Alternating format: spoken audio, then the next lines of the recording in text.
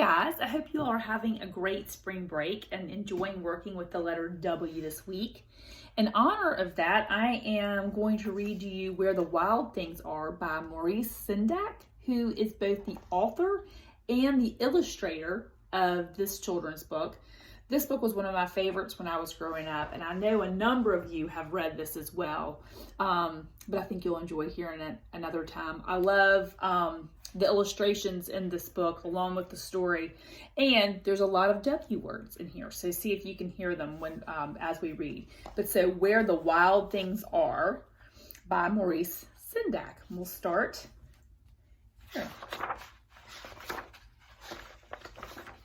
The night Max wore his wolf suit and made mischief of one kind. See him in his wolf suit? Look, he's hanging up a fort. And another. See him chasing the dog. His mother called him Wild Thing.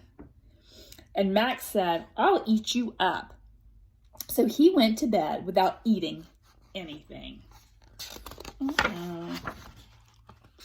That night, in Max's room, a forest grew. See the trees growing in his room? And grew. And there you can still barely see the bed.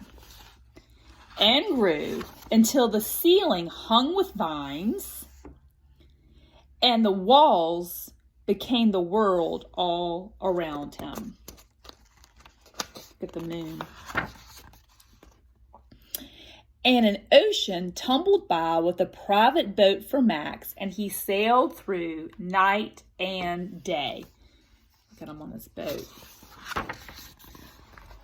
Okay, it says here, and in and out of weeks and almost over a year to where the wild things are. There's one wild thing meeting him in the ocean. Now look, all these wild things that came to greet Max when he was on his boat. And when he came to the place where the wild things are, they roared their terrible roars and gnashed their terrible teeth and rolled their terrible eyes and showed their terrible claws. Let's see them.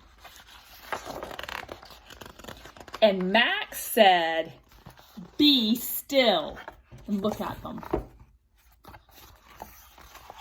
They didn't know what to do with that.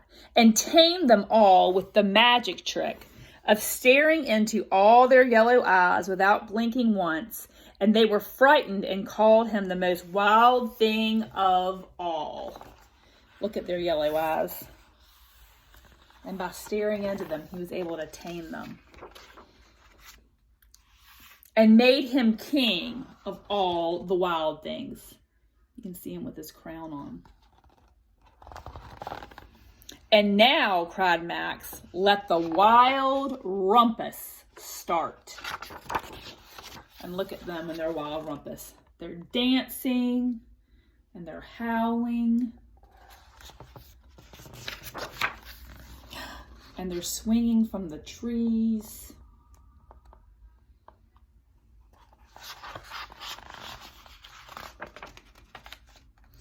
And then Max is on their back and they're carrying him through the forest.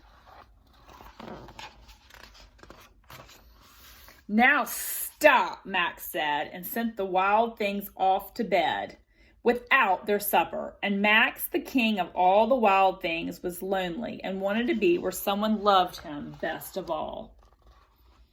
Look at him. He does look lonely. Then all around him from far away across the world, he smelled good things to eat.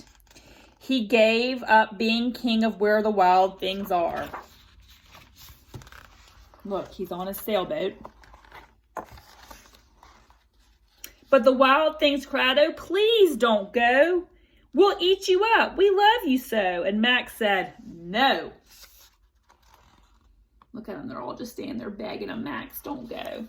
The wild things roared their terrible roars and gnashed their terrible teeth and rolled their terrible eyes and showed their terrible claws. But Max stepped into his private boat and waved goodbye. And he's off. And you can see him waving goodbye right there.